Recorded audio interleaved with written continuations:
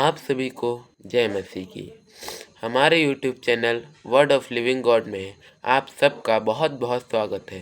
प्रभु के पवित्र नाम की महिमा हो। आज हम पवित्र बाइबल से एक बहुत ही शक्तिशाली वचन को देखेंगे और उस पर मनन करेंगे।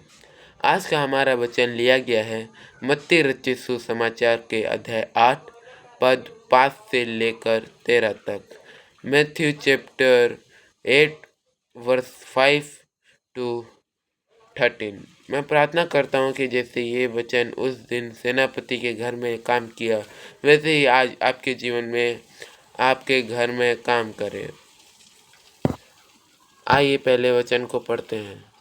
जब यीशु कफरनहूम में आए तो एक सेनापति ने उनके पास आकर विनती की, हे प्रभु, मेरा सेवक घर पे लकवे का मारा हुआ पड़ा है और बहुत पीड़ा में है।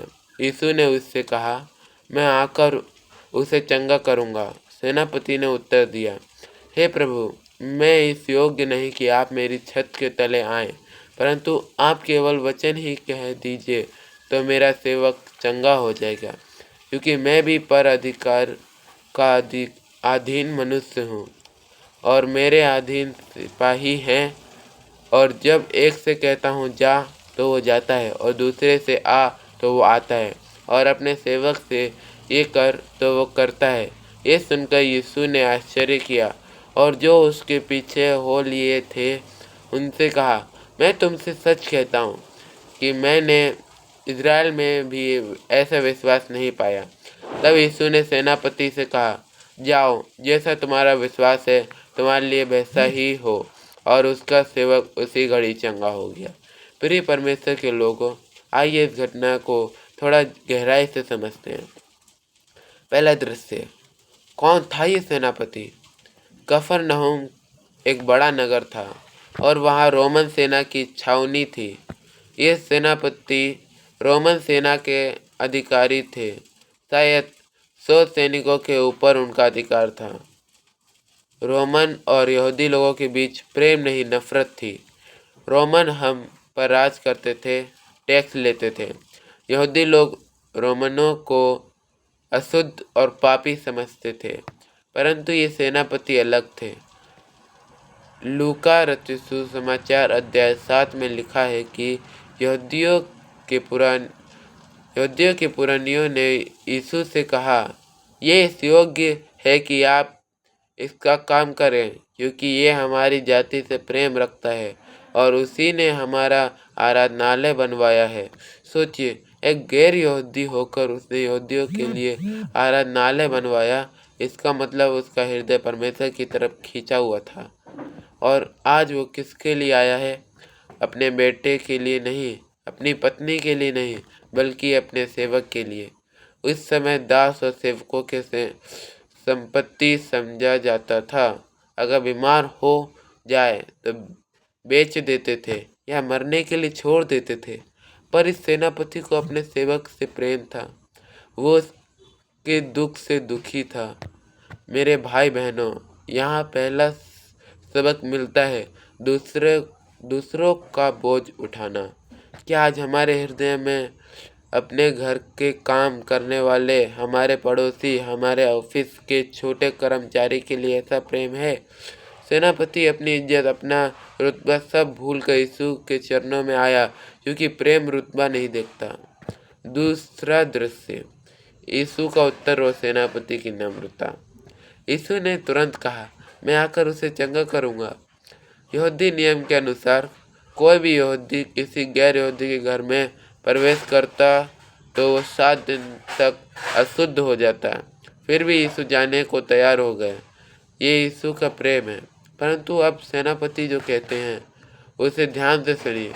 हे प्रभु, मैं इस योग्य नहीं कि आप मेरी छत के तले आएं। कितनी बड़ी नम्रता है। एक उच्च पद का अधिकारी जिसके एक इशारे पर 100 लोग दौड़ पड़ते हैं, वो कहता है, मैं ये योग्य नहीं। वो जानता था कि यीशु कौन है। उसने यीशु के पवित्रता को पहचान लिया। उसने मान लिया कि यीशु उसके घर आकर शुद्ध हो जाएंगे, और वह ये नहीं चाहता था। मेरे प्रियो, परमेश्वर के पास आने की पहली सीधी नम्रता है।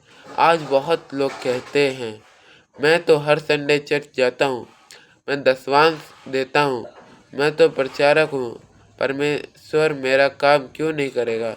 पर परमेश्वर घमंडी का विरोध करता है और नम्र पर अनुग्रह करता है। जब तक हम अपनी योग्यता गिनाते रहेंगे, तब तक परमेश्वर का अनुग्रह हम तक नहीं पहुंच सकता है। सेनापति ने कहा, मैं योग्य नहीं, परंतु आप। उसने अपनी अयोग्यता मानी और यीशु की योग्यता पर भरोसा किया। तीसरा दृश्य, अधिकार की समझ, केवल वचन ही कह दीजिए। सेनापति ने आगे कहा, आप केवल वचन ही कह दीजिए तो मेरा सेवक चंगा हो जाएगा।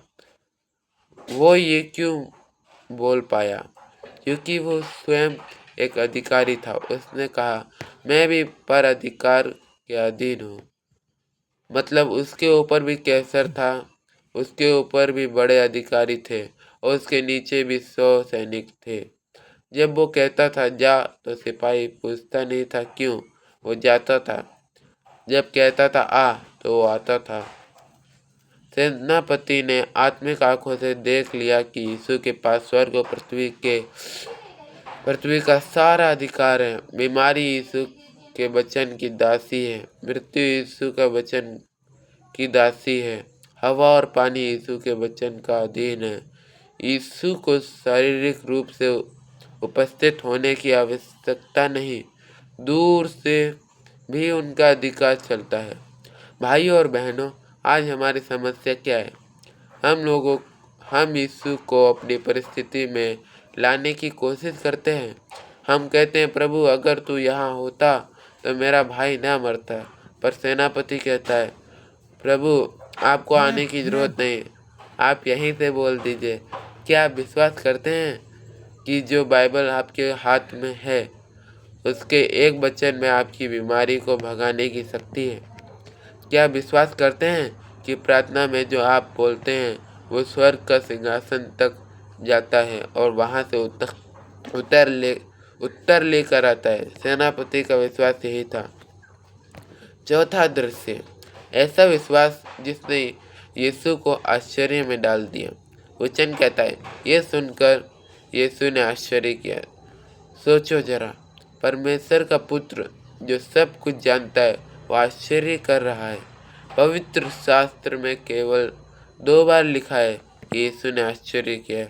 एक बार यहाँ विश्वास देखकर और दूसरी बार नाजरत में अविश्वास देखकर। मार्क 6:6 में लिखा है, यीशु ने कहा, मैंने इज़राइल में भी ऐसा विश्वास नहीं पाया। कौन थे इज़राइल? परमेश्वर की चुनी हुई प्रजा, जिनके पास व्यवस्था थी, हो सकता थे, मंदिर था, जो बचपन से परमेश्वर के बारे में सुनते आए थे, पर उनका विश्वास इस रोमन सेनापति से छोटा निकला। इसका अर्थ क्या है? परमेश्वर आपका सर्टिफिकेट नहीं, आपका दिल देखता है। आप कितने साल से कलीसिया में हैं, ये जरूरी नहीं। जरूरी है कि क्या आपका विश्वास जिंदा है। हो सकता है कोई नया विश्वासी आए और उसका विश्वास हम पुराने लोगों से बड़ा हो। परमेश्वर जाति नहीं देखता, धर्म नहीं देखता, चमड़ी का रंग नहीं देखता, वो विश्वास देखता है। अंतिम दृश्य, उसी घड़ी चंगाई। यीशु ने सेनापति से कहा, जाओ, जैसा तुम्हारा विश्वास है तुम्हारे लिए वैसा ही हो। और वचन कहता है, उसका सेवक उसी घड़ी चंगा हो गया। ना यीशु घर आए, ना तेल लगाया, ना हाथ रखा, केवल वचन से दूर से उसी समय चंगाई हो गई, क्योंकि वचन में सामर्थ्य है। इब्रानियों 4:12 में कहता है, परमेश्वर का वचन जीवित और प्रभावशाली है। तो आज हमारे लिए इसका उपदेश क्या है? दूसरों के लिए खड़े हो जाओ। हो सकता है आपका कोई प्रिय जन बीमार है, पर वो खुद प्रार्थना नहीं कर पा रहा। सेनापति की तरह उसके लिए यीशु के पास आओ। हमारी प्रार्थना से दूसरे लोग चंगा हो सकता है। नम्र बनो। अपनी समस्याओं को लेकर यीशु के पास आओ, पर अपनी योग्यता लेकर नहीं। कहो, प्रभु मैं योग्य नहीं, पर तेरा अनुग्रह बहुत बड़ा है। वचन पर भरोसा रखो। आज डॉक्टर ने रिपोर्ट दे दी, वकील ने केस हार दिया, बैंक ने लोन मना कर दिया, दुनिया के सब दरवाजे बंद हो गए, परंतु स्वर्ग का एक दरवाजा अभी भी खुला है, और वो है यीशु का वचन। उस वचन को पकड़ लो, रात दिन उसको बोलो, यहोवा राफा, मेरा चंगा करने वाला परमेश्वर है। मैं ना मरूंगा परंतु जीवित रहूंगा। दूर से भी परमेश्वर काम करता है। हो सकता है आप यूट्यूब पर ये संदेश सुन रहे हैं, आप चर्च में नहीं हैं, कोई पास्टर आपके लिए हाथ रख कर प्रार्थना नहीं कर रहा, पर मैं आपको बताता हूँ, यीशु के वचन देश समय दूरी कुछ नहीं देखता। अभी इस समय जहाँ आप बैठे हैं, यीशु का वचन आपको छूना चाहता है। आइए हम प्रार्थना करें। हे स्वर्ग के पिता, हम धन्यवाद करते हैं इस सेनापति के जीवन से जो आपने हमें सिखाया। प्रभु, हम भी आपके सामने नम्र बनते हैं। हम स्वीकार करते हैं कि हम योग्य नहीं, परंतु आपका वचन सामर्थ्य है।